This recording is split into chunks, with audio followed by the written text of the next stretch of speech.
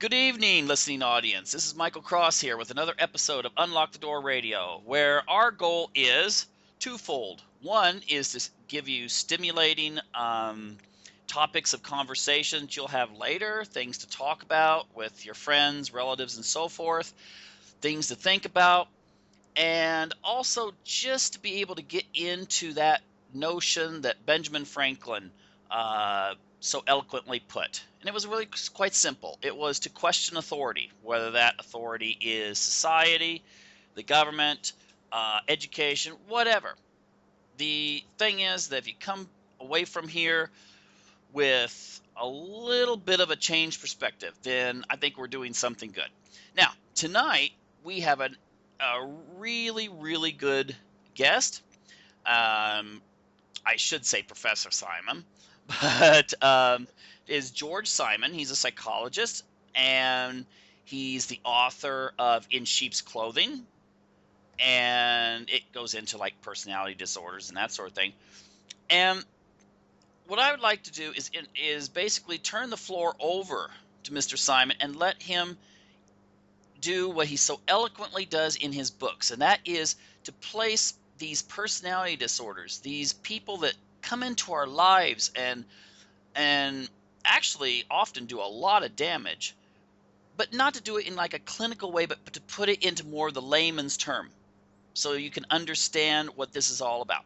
So I'm going to turn it over to him and basically just ask why. Well, first of all, hello, Mr. Simon. Hello, Michael. And Glad. yeah, we're happy to have you here. Could you tell us what motivated you to write these books about these personality disorders like psychopathy, sociopathy, and narcissism?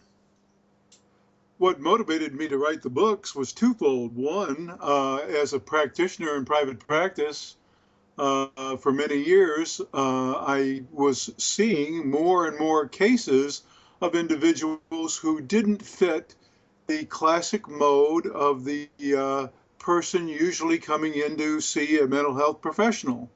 Mental health professionals, by and large, are trained to provide psychotherapy to good old-fashioned neurotics.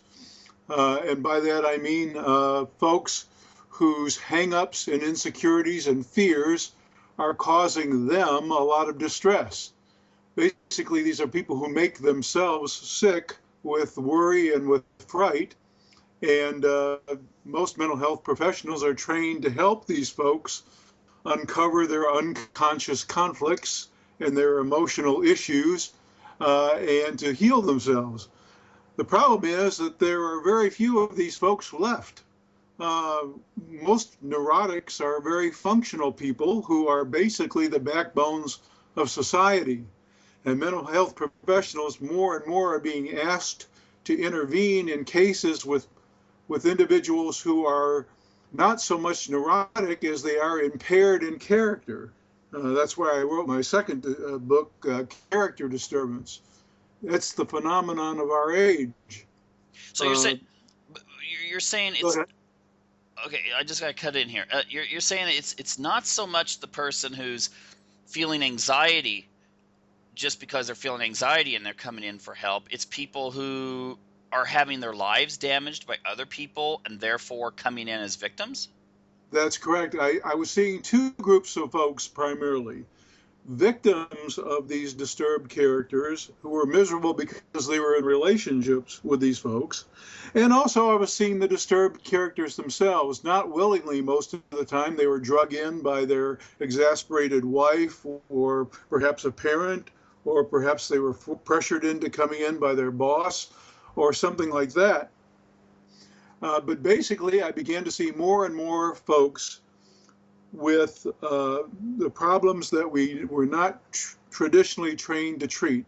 Folks who, instead of making themselves sick with worry and anxiety, were making everybody else sick because of their impairments in character. And I also learned very quickly that I wasn't very well equipped with all my training to deal with these folks, because all of our models of treatment are our dominant models of treatment, at least at least at the time when I began practice some 25, 30 years ago, uh, our models were not meant to deal with this kind of problem.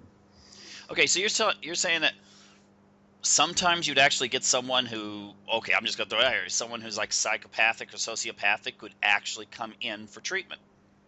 Yes, I actually do see them, as still do quite regularly. I do consults now, actually all over the globe, and I actually still deal with these folks on a fairly regular basis. Okay, does everyone, let's say you've got a 25-year-old psychopath, are Mhm. they often not even aware that they're psychopathic, that they're not even aware there's something a little bit different in regards to personality? No, actually, by definition, it's just the opposite. Most folks with serious character disturbance are very well aware. As a matter of fact, one of the important things I point out in my book, Character Disturbance, is that there is a continuum of character disturbance. Much like we've learned now about autistic disorders, the old pigeonholes we used to have for putting people in fully autistic, Asperger's, these kinds of things. We now know that that's probably not a good idea, that there's really a broad continuum um, of autistic spectrum disorders. And the spectrum is much larger than we thought, with very, very mild impairments that almost mimic other things at one end, and very serious uh, autistic disturbances at the other end. So it could Well, be, oh, go ahead, go ahead. we now know that same thing really about character disturbance, with psychopathy being at the extreme end. That's the most serious form of character disturbance, and it's characterized by the incapacity for empathy. Uh, and that incapacity for empathy is at the root of almost all the problems, including an inability to form the kind of conscience that most of us would regard as a healthy human conscience. Okay, so do they often have kind of a feeling that this is an advantage for them, whether they're like in the workforce or in relationships? Oh, absolutely. Many psychopathic individuals not only see this as an advantage, but they see the opposite characteristics that they're very well aware of in other people, as not only a weakness, but as a quality to disdain in other people. Hmm. I like to say in my books that these folks have a particular kind of malignant narcissism, the most malignant kind of narcissism around, in which that they truly see themselves as a superior kind of subspecies to us. They see themselves as not only without the same kind of fears that most of us have, but without the same kind of hangups that most of us have. They don't have the conscience, they don't have the care, concern rooted in empathy that would keep them from doing some of the things that they're willing to do to advance themselves. Okay. And they see that hesitation in us as not only a weakness, but as a quality to be disdained. It's what allows them to see us as inferior creatures worthy of them to prey upon. It's interesting. I've I've got a book series, the Freedom from Conscience series. Now it's fictional, but the main character is supposed to be a female psychopath, and the whole point of the title is that this character, although she's somewhat of an anti-hero, kind of like the Clint Eastwood archetype from the spaghetti westerns, um, she sees her lack of empathy and lack of real deep concern as being an advantage as she's progressing through life. So Yeah, so I caught it there, I guess. yes. Well, sometimes fiction mimics truth quite well, and that's a very realistic portrayal of what many psychopaths think and believe. Yeah, the interesting thing is, though, and this we can get in a little bit with relationships. The interesting thing is that I've heard that a lot of feedback from women who've read my books, and they'll say that they feel weird because they find themselves actually feeling for the main character in a really almost intimate way. Well, actually, I did have actually a couple of gals who've said if they were so predisposed, they would date this girl if she was real. And is there something about if you the psychopathic personality that is alluring to the average person in so much that it draws them in and creates, well, it creates an unusual uh, connection, so that the non-psychopathic person, at least at first, feels almost a thrill. Yeah. Well, there are two things that usually go along with psychopathy that rope people in on the front end, that lure people or even attract people. Many psychopaths have the capacity for charm, remarkable charm. They study the rest of us humans quite well. They know what makes us tick, and they know they're very skilled at the art of seduction and manipulation. So they really know how to come on in an inviting way. That's part of the elaborate con. Um, Many times this is kind of a superficial charm, but other times it's quite convincing. So that's one thing that lures people in. The other thing is that most people refuse to trust their gut, that there's something amiss. Gavin de Becker wrote an excellent book called The Gift of Fear. He says that we should pay attention when the hairs on the back of our neck stand up on end. We could be in the presence of a predator. Most people don't pay attention to that. They refuse to acknowledge that such people exist. They're in very big denial about the fact they can't really conceive of a person that would violate most of the rules that we think apply to most of the human race. Okay. So they just can't allow themselves to trust their gut and to believe that somebody might be as evil as their gut is suspecting. Oh, I really want to get into that when we start talking about media later. But could you tell me? Now, I don't want to get into the. I know there's sometimes when people, read like symptoms of diseases, they start figuring what diseases they have because of that. But in all seriousness, there has to be people that are listening to this right now who are at least contemplating if they are in a relationship, whether it be a family member, whether it's their boss, whether it's a friend who is a Yeah. psychopath. What are the telltale signs? Tell me if I'm just like a regular Joe and I've met this wonderful woman, but she seems too good to be true. Uh, Tell me how I could tell whether this woman was psychopathic. I am so glad you asked that question, Michael. And before I answer it very directly, let me preface it by saying that's one of the big reasons why I wrote In Sheep's Clothing, and in it I have some very specific things to look for in there for how to recognize any kind of manipulative personality or any kind of personality that might cause you trouble, not just psychopaths. But it's also the main reason I wrote Character Disturbance, the second book, is because there are very few full-blown psychopaths. Fortunately, these folks are relatively rare. There are very few folks so completely devoid of empathy and so completely devoid of conscience that they're capable of the most unspeakable things. However, as I pointed out before, character disturbance exists on a spectrum. It exists on a continuum. And character disturbance in itself, in all of its manifestations, in all of its degrees, is rampant. Even though the extreme expression of character disturbance, psychopathy, is rare, character disturbance as a phenomenon is rampant especially in the modern free world.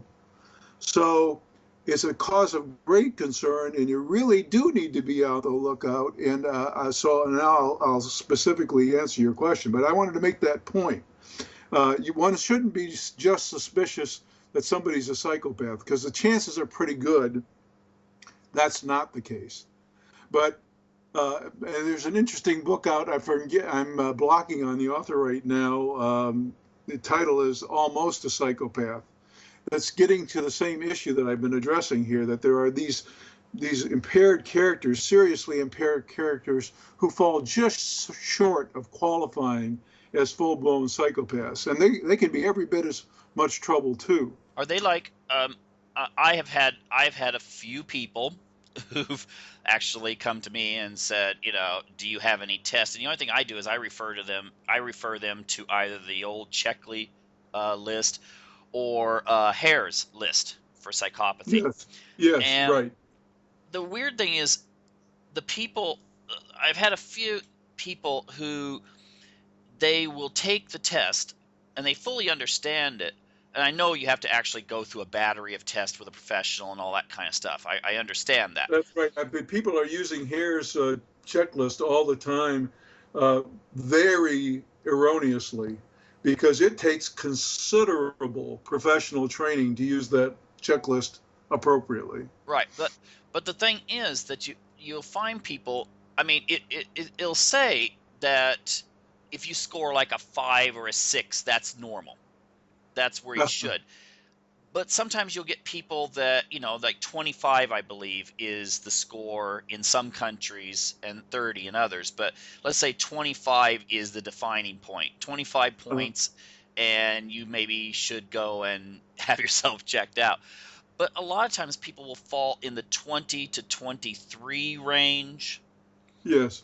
And they seem very happy with that. They seem like, yeah, that describes me. They'll say, I really don't know what empathy is. And I actually, in many of these cases, I think they're probably telling me the truth. So are the people that would just be real close to it, I'm sure they're still a minority of the population, but are those dangerous people as well? Absolutely. And another point that I make in both of my books on this topic is that while some people on the spectrum actually do have some degree of empathy and show some degree of empathy and can function almost normally, they also might have an incredible capacity to what we call compartmentalize or wall off in their mind that empathy. In other words, just put it kind of in a lockbox, in a mental lockbox, when they want to pray, P-R-E-Y, which is actually, I think, more frightening than having no empathy whatsoever, because in somebody where the empathy is so absent that it's glaring in its absence, they're almost easier to pick up than someone who has some degree of empathy and who shows empathy from time to time and lures you into thinking that they're okay, but they have this capacity when they want to prey on you or prey on somebody else to completely wall off that empathy and do the most hard-hearted, cold-hearted things without a second thought. Yeah, I remember the documentary that had Richard Kuklinski, the Iceman, and I mean, he sure appears to me that he was, a psychopath. He actually said he didn't have feelings for his victims, but at the same time, he said he loved his children and his wife. Exactly. And that's why I press so hard, and why I really have made it my personal crusade to emphasize that this phenomenon we're seeing, this character disturbance, is a worldwide and growing. It's an epidemic problem, and it exists along a spectrum. I start every workshop that I do, whether it be a professional workshop or a lay person's workshop, I start every single workshop the same. Back in Sigmund Freud's days, he came up with all these theories about what makes people do the things that they do. Back in his days, it was the Victorian era. If there were a motto that would describe that cultural atmosphere or the zeitgeist of that time, it would be, don't even think about it. This was an extremely repressive social order at the time, and people were literally nervous wrecks. And these are the folks that Freud saw, these overly anxious, overly conscientious, completely fraught with anxiety folks who were literally making themselves sick with bizarre maladies like paralyses and blindnesses that had no physical cause whatsoever. And were rooted in matter of fact, I give the example in my book, and I've started many a workshop with it, could you imagine a scene where, say, a young girl is sitting on a school bus and she happens to glance at a boy across the aisle, and she has these amorous thoughts about this boy. As a matter of fact, she fancies in her mind what it would be like to kiss this boy. But she is so consumed with guilt over even that thought, because she would think herself such a horrible person for entertaining such a lustful thought, that she makes herself blind unwittingly to not have to deal with the guilt of such a crime as looking lustfully on a boy across the aisle. These kinds of phenomenons were the things that Freud treated and developed all of his theories about human behavior on. These kinds of things don't happen anymore. Instead of having people who are overly hung up, we have many people who just simply aren't hung up enough about the things that they let themselves do. The zeitgeist of our times is no longer, don't even think about it. The zeitgeist of our times is much like the Nike commercial used to say, just do it, without any apprehension or without any thought. So instead of people being riddled with neurosis, we have an explosion of character disturbance of all different degrees and manifestations. It's so important to recognize that. Okay. I want to get into that, but the telltale signs, just real briefly, that if I'm dating that woman, and what are the little red flags that should come up in this relationship? Well, certainly the capacity for empathy is a big one. And we're not talking about things that just appear on the surface, because character disturbed people are really good at mimicking emotions. Sometimes they can even shed tears, crocodile tears, even when it's not sincere. So you want to look at sincerity of expression when it comes to empathy. How are their dealings with other people? And without all the excuses about, well, so-and-so bruised me, so I treat them like dirt. Without all of those excuses, you want to look at their track record of empathic interactions with other people. You also want to look for the tactics of manipulation. I outline most of them in my book, In Sheep's Clothing.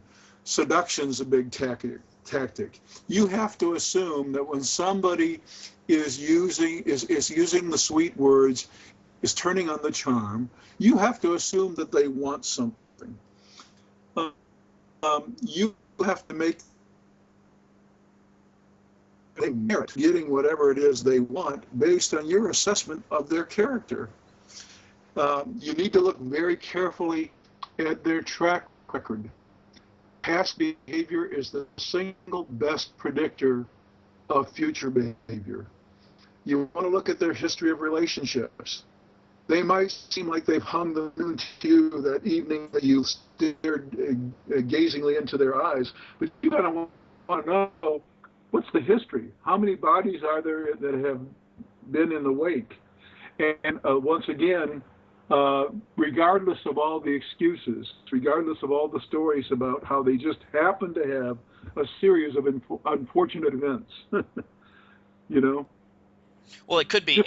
It could also be too, if it couldn't be the other extreme too, that there are no relationships that have really lasted in that person's life. Absolutely. Absolutely. Okay. Or the relationships that have been there have been relationships of exploitation. Mm-hmm. Okay. Yeah. So those are the big red flags. Isn't there also some things about how they refer to themselves, in the way that maybe they talk about themselves, the way they present themselves? Yeah, you know, there are some really big red flags with respect to self-descriptions. I talk about that a lot. As a matter of fact, I advise in my book, one of the big mantras is to not listen to what for the kinds of things that they say, not only about themselves, but generally speaking, Mike, unfortunately, that comes later in the relationship that they reveal that. Many times on the front end, these folks are great charmers, and they want you to think that they believe that you hung the moon. So they will, you know, when they're on the prowl for you, when they want to have their way with you, when they're after something for you, they might focus an awful lot of attention on you and not give you very much at all about themselves at all to reveal who they are. Okay, so in a sense, they can. Well, that's also something that maybe a person who's vulnerable is going to feel very excited about, the idea Uh, that someone cares about their story so much they never even talk about themselves. that's correct. But later on, they will reveal these thinking errors that I talk about in character disturbance. They will manifest, for example, egocentric thinking, egomaniacal thinking, circumstantial thinking. The circumstantial thinking is where, as you start to learn more about their history, they're always a victim of circumstance. Things just happen. They didn't have any hand in it, just their dumb luck, you know. Egocentric thinking, where everything seems to revolve around them and their wants and their needs. Egomaniacal thinking, where, you know, as you listen to them, they're always just so great. It becomes quite apparent how highly they think of themselves. And there are about 12 or 14 others types of thinking, patterns that you can recognize that I outline in my books. That generally comes later, and you really have to listen carefully when they're conversing with you for these kinds of thinking errors. Okay, so it also sounds like too, one of the things that could trap a person is, if they are so good at compartmentalizing, if they do show love for a person, then it's going to be either a very searing hot or very frozen wasteland type of coldness if something goes wrong then. Yes, yes. I'll tell you one giveaway, though, Michael. I forgot to mention this earlier. Here's one dead sure giveaway. The empathy is not a dead sure giveaway because they can hide that, and even the self-centeredness is not a dead sure giveaway, because, like I said, on the front end they can be overly doting, especially when they're just determined to seduce you. The dead giveaway, the thing they cannot hide, is because they really do believe in their superiority to the rest of the human race, because they see themselves as a superior creature. They cannot hide their disdain for those that they view as inferior or weaker. They can't hide it. So, They won't hide it. So when you get those glimpses that they have treated somebody, whether it be, say, along racial lines, along sexual lines, when they have shown that disdain for anybody, run and run fast. okay, so it could be, and those areas could also be cerebral as well. I mean, Absolutely. they Absolutely. really look down on people who are not as smart, not as Right. tactical, not as Right. And they good. can't hide it. They cannot hide it. They Okay, just can't. Well, they choose not to. okay. I would. I'm not projecting anything, but it sounds like you might, like at a university, you might find people like this, like, you know, maybe the most popular professors. Absolutely. Maybe there's no shortage of ego generally on professional on campuses. Excuse me, but like I said, this is along a continuum, and so I don't know that uh, Yeah. the field of psychopaths on campus, but I'm sure there are a couple. Okay. What jobs would these kind of people be most geared towards? I mean, what would they be attracted to the most? The ones that are intelligent. I'm sure that maybe the ones that aren't quite as bright wind up in jail, but the ones that are Well, really smart. those who are high enough functioning and have enough skill are going to be entrepreneurial, like Bernie Madoff, or like any of the other folks that so many folks without with absolutely no conscience. Neither other country do Okay, it. you're a little close to your microphone there. So Oh, sorry. okay, that's Uh, okay. so depending on how high functioning they are, they're entrepreneurial. They often like to get into science and business, and they're the kinds of fearless, cutthroat individuals who will do anything that it takes to get to the top. Many times they leave bodies in their wake. Sounds like But politics. yeah, but if they're not so skilled, what they're going to do is they're basically going to prey on those who have resources that they can exploit. These are the folks that hook up. They might find a person who has means, wealth perhaps, but who also has need, and they strike up a friendship at first, and then start doing everything for the person, and then become indispensable to the person, and then the person wakes up one day and realizes that they've been cleaned out. You know. Yeah. Now, um, the you've made a comment about the society seems to be losing some of its character. Do you think that some of that is because maybe in our corporate media and our politics and some of these other areas that maybe we are starting to get a lot of people who are psychopathic uh, get into these areas where they're kind of setting the agenda for the country? Absolutely, and it is the classic vicious cycle. Because there are so many character impaired people, including psychopaths, the culture is changing.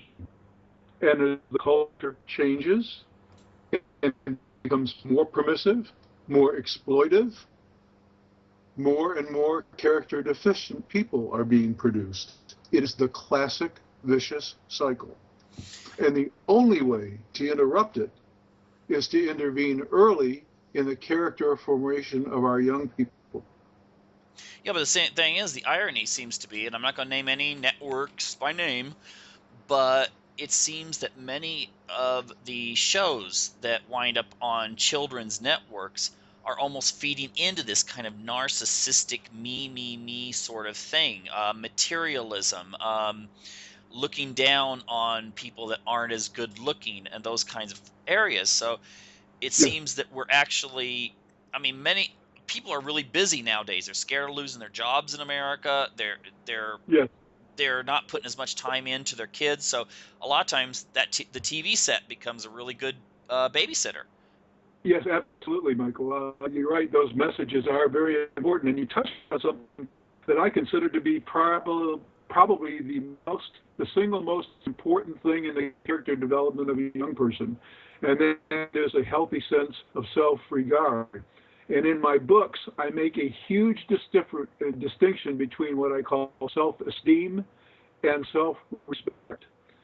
And I point to the things in our culture, mainly because of what the media has done to promote self-enhancing images that inflate self-esteem.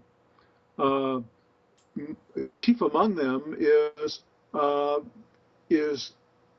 reinforcing a person or asking a person to regard as kind of a badge of honor, the gifts that they have been given by nature or by a higher power that they had absolutely nothing to do with, like their looks or their intelligence. When you dote on a person or ask a person to uh, overly value their gifts, their natural gifts, it is a sure recipe for ego inflation. The person had absolutely nothing to do with those gifts. Nothing. They deserve absolutely no credit for them. Now, what they do with what they have been given, which is the stuff of self-respect, that's important. But the culture, the media, and even parents don't focus on that. We don't focus on that at all. We don't focus on the stuff that builds merit and that builds character. We focus instead on those accidental attributes that people didn't cause themselves, they just happen to be blessed with. Yeah, Does that make sense? well, I've talked to people in, lower education, like maybe people like at the middle school level of education, kids that are like 13, 14 years of age.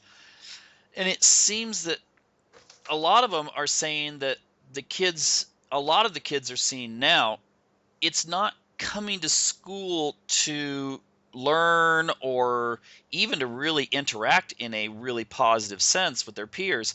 It's more of a show. They're there to make an appearance. It's almost like they are on one of these children's type of TV shows where Yes. everything's a one liner and then there's canned laughter in the background, and so Yes, and they also feel entitled to a decent grade just for showing up.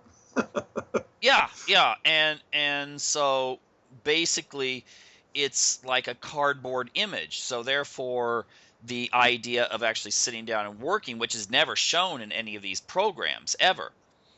Yeah. um I mean, they don't study. If there is parents, they aren't there really. They just give and give and give, and they have all this expensive clothes and things. And if kids are spending hours in front of that all the time, I mean, it's sure Yeah. to give a it's sure just through osmosis alone to have an effect on them, don't you think? Yeah. Yes. Also, I spent some time looking at just a couple of the so-called for children cartoons and programs available on some of the downstreaming services like Netflix. It is amazing to me how many subliminal messages of a very uh, dangerous character are inflicted on children um, by the writers of these things who are deliberately poking fun, it seems to me, in a manner that where they think that the kids are basically missing some sordid humor that an adult might get. But nonetheless, the kids are picking up subliminally, and it's just absolutely frightening to me. It's to the point now where we monitor. I have two grandchildren. We monitor very, very carefully everything they see now. I was pretty much horrified to see some of the messages that were being sent in what ostensibly looks like, at least outwardly, looks like a harmless child's cartoon. Hmm. Yeah, I mean, uh, but it is hard to keep the kids away from those things because Yes. unless you actually cancel your cable or put a block on those stations, they're they're attracted to these things because I mean I don't know if it's a flitter rate or something. I mean, if you ever stand up, I don't know if you've done any studies on like the way the brain works in regards to watching messages, but if you go outside and look at a TV show that's designed for kids where you can't hear the sound and you can just make out the image barely, it's just flashing. It's like a strobe light, for those who, Yes. of the disco era. I mean, it's just flash, flash, flash, flash, flash, and it seems to me that hypnotizes the child. Yeah. Well, we also, unfortunately, subject children to what I call high rate and high stimulation, uh, high rate and high intensity types of stimulation to the point that they habituate to it. By habituate, I mean the brain learns to accommodate stimulation that's at a high rate and of high intensity. And then when we put them in an environment where the stimulation is at low rate and of low intensity, like in a classroom, they can't focus.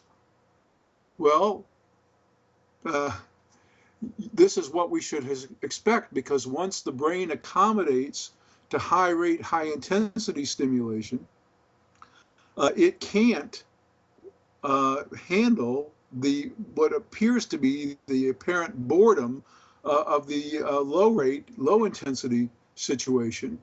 And then, of course, we're prone to medicate the kids with stimulant medicines so they can focus in those kinds of environments. Mm. Yeah, it's interesting, but for older people listening, I just encourage people just to compare. I think one thing that really shows what you're saying is true is the idea that if you compare, for instance, a James Bond movie today with the ones that were in the early 60s.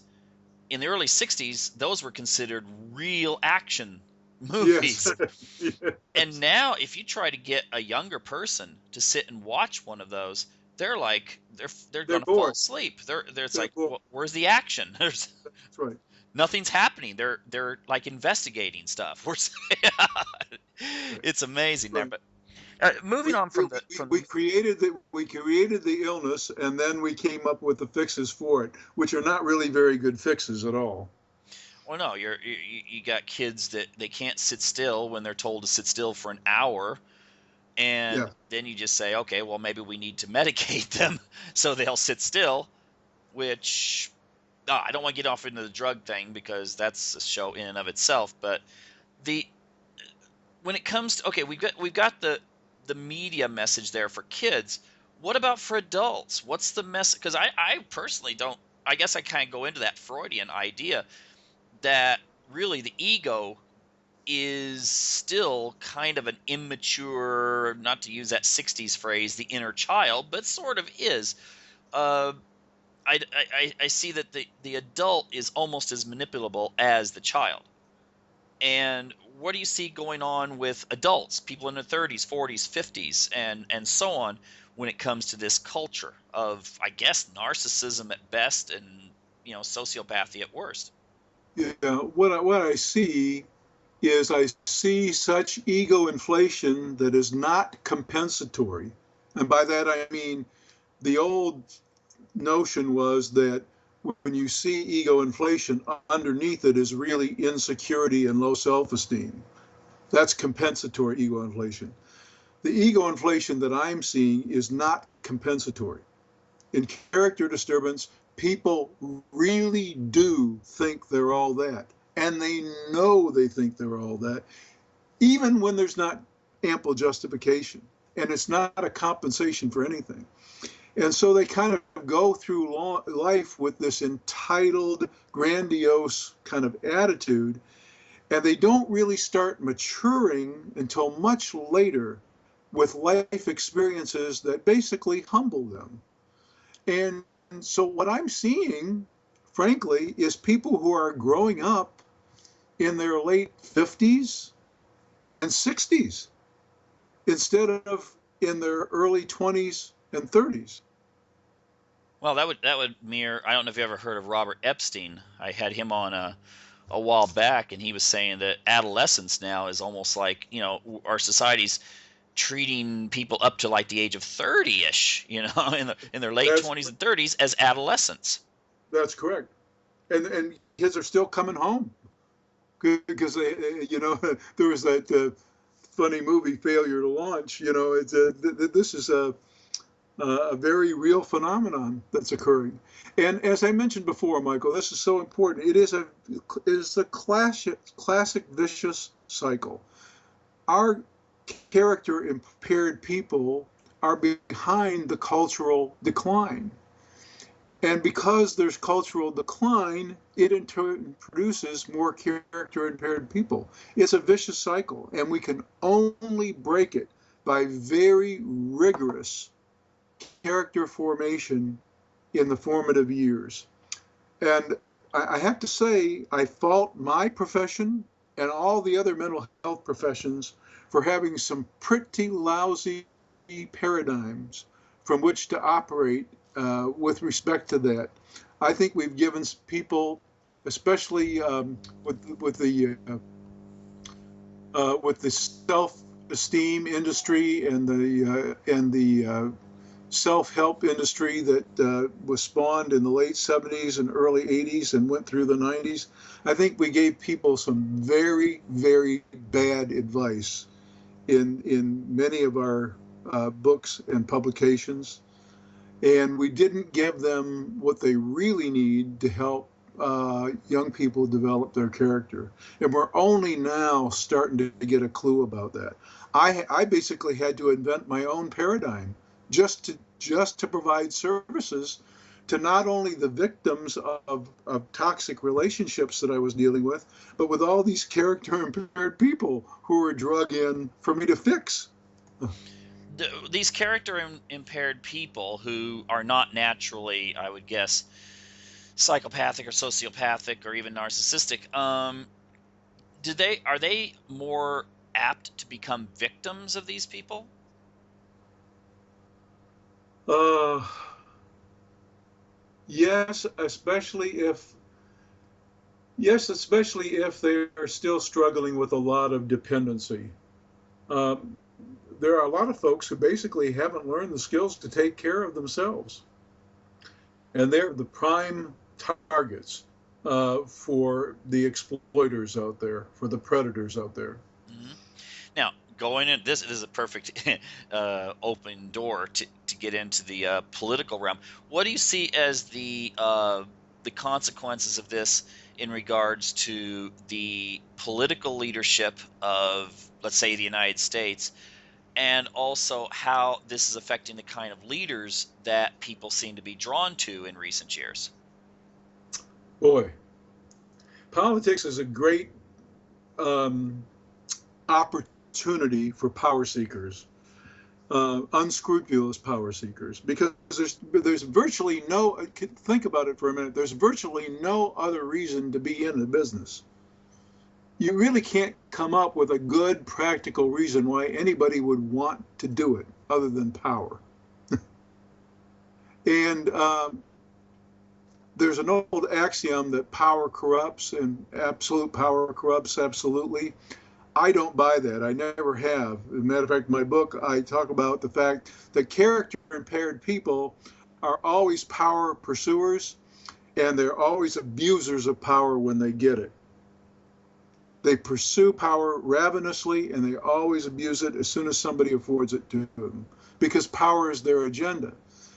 And I see it on both ends of the spectrum. I don't think we will ever solve our cultural problems with our present system as it is, with two parties equally beholden to special interests that don't serve our overall welfare very well.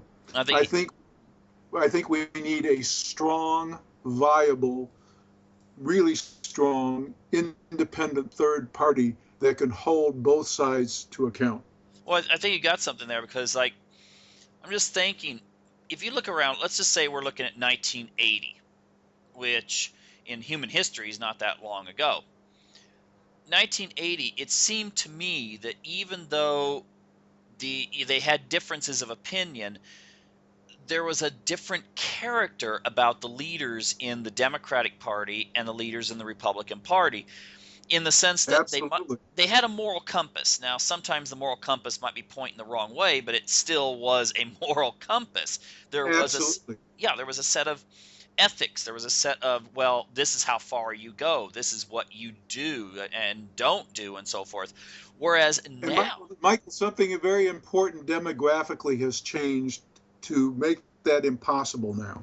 hmm, The country is no longer what it was. The country had a balance between urban and rural kind of America. You know, there was this whole other America between both coasts. But now with urbanization and with people lost in the numbers, that's not true anymore. So you don't have moderate folks in either camp, and you don't have folks with a moral compass to guide them toward moderation.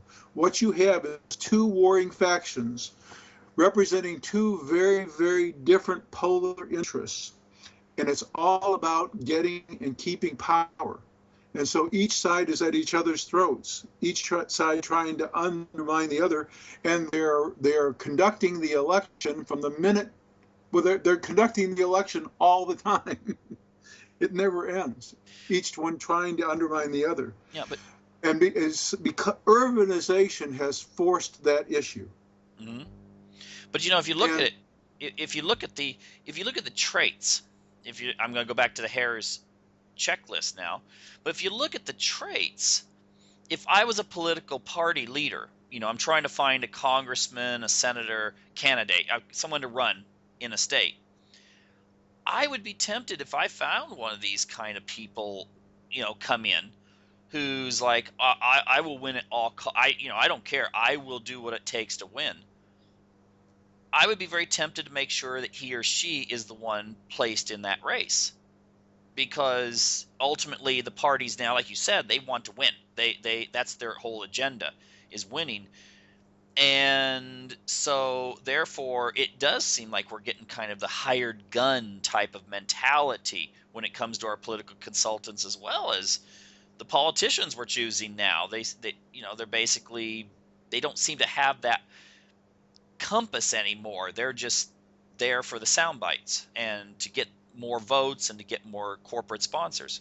that's also reflected, that polarity is reflected in the fact that when votes go down along party lines, it's always pretty extreme. There are very, very few crossover votes on just about anything. So it all depends on who controls the majority. And that's why the fight is incessant. It's just absolutely, the election goes on constantly. hmm And at the same time, I hate to say this, but I don't know if Richard Nixon's, rolling in his grave or laughing or whatever, but the stuff he did where everyone was justifiably morally outraged, now people would just look at and go, he was thrown out for what? Because I've told people, like, they'll say, well, why was Nixon thrown out? He must have been pretty crooked. And I say, no, here's what he was thrown out for. And they just kind of, the younger ones just kind of look at me and go, that's all? Yeah, exactly. Yeah, yeah. Which really, if we think that was what, 35, 40 years ago, and then we think what's going to, if we have this continue for 30, 40 years, where will we be then? We only have a little bit of time here, but let me just say one thing that's really important to that point. The outrage has died for one big reason, and that's because people in my business, God bless them, they were well intended, but they were totally wrong. They are totally wrong because they're still saying the same thing. People in my business tried to kill shame. Mm. They universally say it's a bad thing, period. They universally say that guilt's okay. It's okay to feel bad about something you've done, but it's not okay to feel bad about who you are. They're wrong. I don't care how many studies they get to prove it, they're absolutely wrong.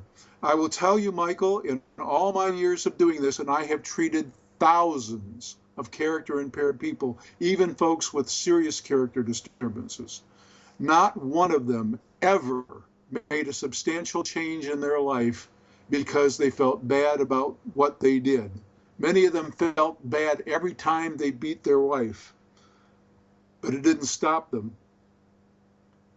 What really caused them to change is when they no longer could stand the person that they were and decided that they needed a makeover. Mm-hmm. But our business, the mental health business, we killed shame, and we're still saying you can't find a person out there. Well, I have found 2 or 3 exceptions. And I actually wrote a blog article about that. I couldn't believe I'd found 2 colleagues anywhere in the mental health sciences beginning to say the same thing. Because all the research says shame, no. Guilt, okay. Shame, bad. And we've lost this sense of moral outrage, and we no longer shame people or cast them in public disfavor for doing the unthinkable. Look at the Toronto mayor and look at some of the New York politicians who've been in the news, from Weiner to I'm forgetting his name now. Splitzer? Spitzer, yes. I mean, you can't make this stuff up. Well, no, but Weiner would. I think if he hadn't done it again and gotten caught again, I think he actually could have won the mayorship. Yeah. You know, getting caught once, then doing the whole he went to some sort of counseling or something or whatever, and then, but then when he got caught again, that was the end of it. But yeah, we only have about a minute and a half left. Can you tell our audience where they can get more information about your books, maybe how to get to your website and those kinds of things? My blog is a very popular international blog. It's www.manipulative-people.com. Many articles there, lively discussion. My website is www.drgeorgesimon. That's DrGeorgesimon.com. And I also write for a popular blog based in England, www.counselingwith2lsresource.com. And my books, of course, In Sheep's Clothing and Character Disturbance. And I have a book out, too, for the Christian audience called The Judas Syndrome. That was published this past year. Excellent. I'd really encourage people to check your stuff out there. This has been really, really fascinating and informative. In Sheep's Clothing, by the way, has a Swedish publisher looking to publish the book. I'm not sure the publisher's name, but if your listeners there in Sweden make enough inquiries, perhaps it'll get to market a little sooner. It's in discussions right now with the Swedish publisher. We have many foreign publishing companies publishing In Sheep's Clothing. Is pretty much an international bestseller. So, excellent. Well, I think we've run out of time here, unfortunately, but I got to compliment you on your work there and your insights. They're really fantastic. Thank you, Mike. I really appreciated being on your program today. Oh, no problem whatsoever. Thank you. Anyway, I'd like to thank also our audience for tuning in, and hope you tune in again next week for another episode of Unlock the Door Radio.